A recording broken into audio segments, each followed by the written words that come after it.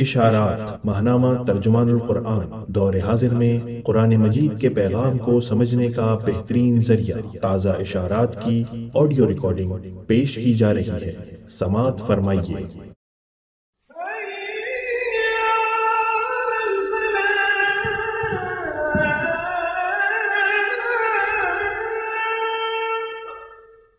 بسم اللہ الرحمن الرحیم۔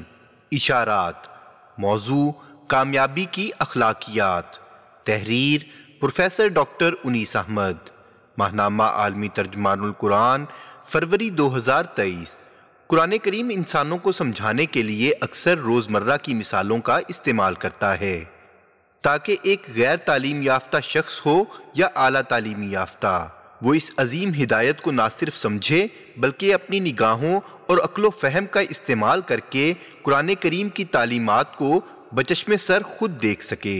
قرآن کریم ایک بظاہر بنجر وادی کی مثال بیان فرماتا ہے جہاں آس پاس کہیں بھی سبزہ نہیں ہے، لیکن اللہ تعالیٰ کی طرف سے ایک ہلکی سی بارش اس وادی کو سرسبز و شاداب کر دیتی ہے، اور وہ انسانی عقل جو کل تک اس وادی کے ویرانے کو حقیقت سمجھ رہی تھی، خود دیکھ سکتی ہے کہ وہاں ہر سمت سبزہ ہی سبزہ ہے۔ قیام پاکستان کے بعد ہی سے کراچی تحریک اسلامی کی پہچان رہا ہے، اور جماعت اسلامی کے زیر انتظام بلدیاتی انتظامیہ کے ادوار میں کراچی کے شہریوں نے دیکھا کہ تحریکی افراد کس طرح ایمانداری کے ساتھ عوام کی بہتری کے لیے شہر کا انتظام کر سکتے ہیں، لیکن بہت سے اسباب سے خصوصاً شہر کراچی ایک دہشت گرد جماعت اور دوسری سیاسی مکر کی ماہر جماعت کے زیر اثر آ جانے کے بعد سے جماعت اسلامی کے اثر اور مقبولیت میں غیر معمولی کمی واقع ہوئی، اور ابلاغ عامہ نے خصوصاً اس تاثر کو گہرا کر دیا کہ ملکی سطح پر اب جماعت کا کوئی وجود نہیں ہے، اور وہ جماعت جو دو حکمرانی کرنے والے ٹولوں کے بعد تیسری طاقت شمار ہوتی تھی، اسے صحافت اور برقی ابلاغ عامہ نے مکمل طور پر محو کر دیا۔ انہی حالات میں رب کریم نے اپنے ابدی اصولوں کے پیش نظر ایک بار پھر قوم کو یہ دیکھنے کا موقع فراہم کیا کہ خلوص، خوف الہی اور صبر و استقامت کو اختیار کیا جائے تو جسے کل کمزور سمجھا گیا تھا اسے رب کریم نے قوی کیا اور سرفراز کر دیا۔ یاد کرو وہ وقت جب کہ تم تھوڑے تھے، زمین میں تم کو بے زور سمجھا جاتا تھا، تم ڈرتے رہتے تھے کہ کہیں لوگ تمہیں مٹا نہ دیں، پھر اللہ نے تم کو جائے پناہ مہیا کر دی، اپنی مدد سے تمہارے ہاتھ مضبوط کیے اور تمہیں اچھا رزق پہنچایا، شاید کہ تم شکر گزار بنو۔ اس آیت مبارکہ کو اگر موجودہ حالات کے تناظر میں پڑھا جائے تو معلوم ہوتا ہے کہ گویا یہ ابھی ابھی نازل ہوئی ہے۔ کراچی میں حالیہ کامیابی کے موقع پر یہ بات ذہن میں رہنی چاہیے کہ کل تک تحریکی کارکنوں سے گفتگو میں جو مایوسی اور نا امیدی محسوس کی جا رہی تھی، رب کریم نے انہی کارکنوں کے عزم، ہمت، جوش، اللہ پر توکل اور خلوص کے ساتھ کی گئی کوششوں کو قبول فرمایا اور اپنی نصرت اور انتخابی کامیابی سے سرفراز کیا۔ کراچی میں تحریکی قیادت کو توفیق دی کہ وہ صحیح حکمت عملی وضع کرے اور کارکنوں کو حوصلہ دیا کہ وہ باد مخالف کا مقابلہ ایمانی اور عقابی روح کے ساتھ کریں اور کم تعداد اور محدود وسائل کے باوجود اپنے رب سے نصرت کے طالب رہیں۔ سورہ انفال میں ایک دوسرے مقام پر رب کریم فرماتے ہیں، اے نبی صلی اللہ علیہ وسلم، مومنوں کو جنگ پر ابھارو، اگر تم میں سے 20 آدمی صابر ہوں تو وہ 200 پر غالب آئیں گے، اور اگر 100 آدمی ایسے ہوں تو منکرین حق میں سے 1000 آدمیوں پر بھاری رہیں گے۔ یہاں اللہ سبحانہ و تعالیٰ نے اہل ایمان کی جد و جہد کو صبر و استقامت کے ساتھ مشروط کیا ہے۔ ہم عموماً صبر کا مفہوم ایک منفی رویے سے اپنے آپ کو روکے رکھنے یا قابو میں رکھنے کا لیتے ہیں، لیکن قرآن کریم اس اصطلاح کو وسیع معنی میں استعمال کرتا ہے۔ یہاں پر خصوصاً صابرون سے مراد وہ مجاہدین ہیں جو رب کریم پر ایمان و اعتماد کے ساتھ اپنی جان اور مال بلکہ سارے وجود کے ساتھ نامساعد حالات سے ٹکرانے اور انہیں زیر کرنے کے لیے اپنی ساری قوت کو بروئے کار لانے والے ہوں۔ یہاں صبر سے مراد استقامت کے ساتھ جد و جہد کرنا اور ثابت قدمی سے جم جانا ہے اور ایک عظیمت کی مثال قائم کرنا ہے۔ اس حوالے سے قرآن کریم ہمیں متوجہ کرتا ہے، اے لوگو جو ایمان لائے ہو، صبر سے کام لو، باطل پرستوں کے مقابلے میں پامردی دکھاؤ، حق کی خدمت کے لیے کمر بستہ رہو اور اللہ سے ڈرتے رہو، امید ہے کہ فلاح پاؤ گے۔ یہاں 3 بنیادی ہدایات انتہائی قابل غور ہیں۔ اول یہ کہ اہل ایمان اگر کامیابی و کامرانی چاہتے ہیں تو وہ اللہ کے دین پر ثابت قدم ہو جائیں۔ چنانچہ صبر سے یہاں پر مراد استقامت اور راہ حق پر جم جانا ہے۔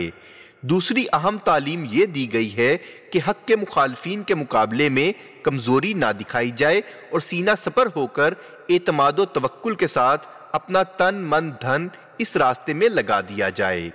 تیسری بات یہ سمجھائی گئی کہ حق کی سربلندی کے لیے چکنے اور کمر بستہ رہیں اور فلاح اور کامیابی رب کریم کی ہدایت پر عمل کرنے سے ہی مل سکتی ہے۔ کراچی کے انتخابات کے نتائج نے اس حقیقت کو واضح کر دیا ہے کہ جب بھی اللہ کی رضا کے لیے خلوص اور دعوتی غرض سے اللہ پر بھروسہ کرتے ہوئے حکمت عملی بنائی جائے گی، کارکنوں کو مشاورت میں شامل کیا جائے گا اور انہیں متحرک اور پر امید کیا جائے گا تو رب کریم بھی اپنا وعدہ پورا فرمائیں گے۔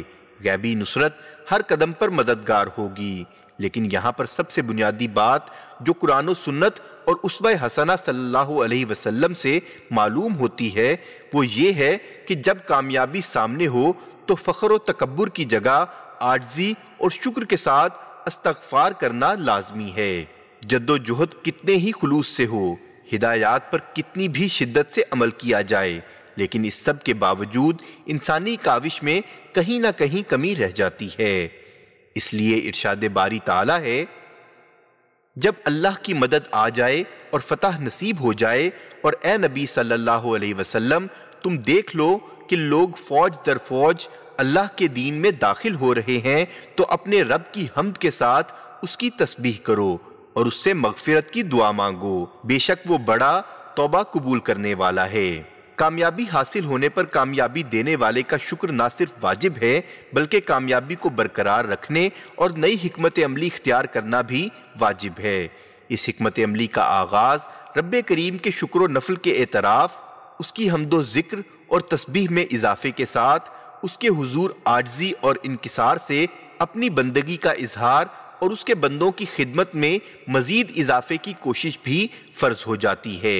کامیابی کے حصول کے ساتھ ضروری ہے کہ بلا تاخیر اس بات پر غور کیا جائے کہ کہاں پر تمام کوششوں کے باوجود کیا کمزوری رہ گئی جس کی وجہ سے مکمل ہدف حاصل نہ ہو سکا۔ تجزیے اور احتساب نفس کی ضرورت ہے، نیز اپنا اور اپنے تمام اقدامات کا تنقیدی جائزہ لیا جائے۔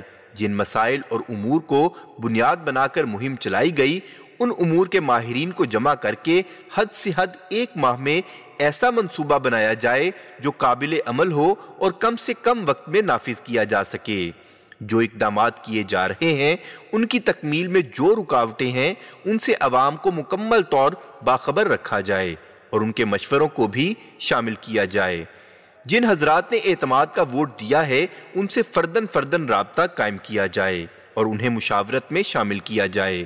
جن حضرات نے تحریک پر اعتماد کا اظہار کیا ہے انہیں تحریکی لٹریچر فراہم کیا جائے اور علمی و فکری مجالس کا انتظام کیا جائے۔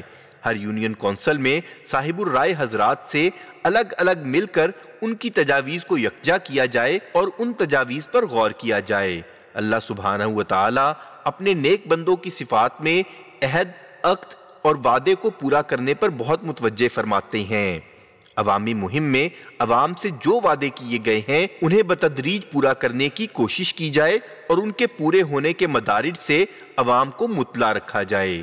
اس بات کے امکانات موجود ہیں کہ صوبہ سندھ میں جاگیردارانہ سوچ کی حامل برسہ برس سے حکمران پارٹی جوڑ توڑ یا ہارس ٹریڈنگ کے ذریعے شب خون مارنے کی کوشش کرے، لیکن ایسے تمام منفی ہتھ کنڈوں کا جواب صبر، حکمت اور اعتدال سے دینا ہوگا۔ معمولی سی بھی بے اعتدالی مخالف سیاسی قوت کے شرپسندانہ اقدامات کے لیے دروازے کھول دیا کرتی ہے۔ اس بات کو کون بھول سکتا ہے کہ 1986 سے لے کر آج تک کراچی میں تحریک اسلامی کے جوانوں اور بزرگوں نے اپنے مستقبل، اپنی جان اور اپنے مال کی قربانی دے کر حق و صداقت کا پرچم بلند رکھا۔ برے سے برے حالات میں بھی اور جبر و تشدد کے بدترین دور میں بھی ثابت قدمی، خیر خواہی اور اسلامی اخلاقیات کا دامن نہیں چھوڑا۔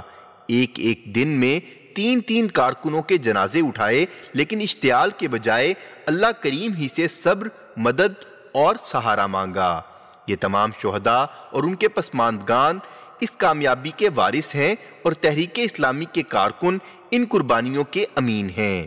اللہ تعالی ہمیں اپنے وعدوں کو پورا کرنے کی توفیق دے۔ اسی کی توفیق سے ایک کمزور بندہ کامیابی تک پہنچتا ہے اور اسی کے کرم اور رزاقی سے ہمیں رزق ملتا ہے جس سے ہمارا وجود وابستہ ہے۔ اللہ تعالی تحریک کو مزید کامیابیوں سے نوازے۔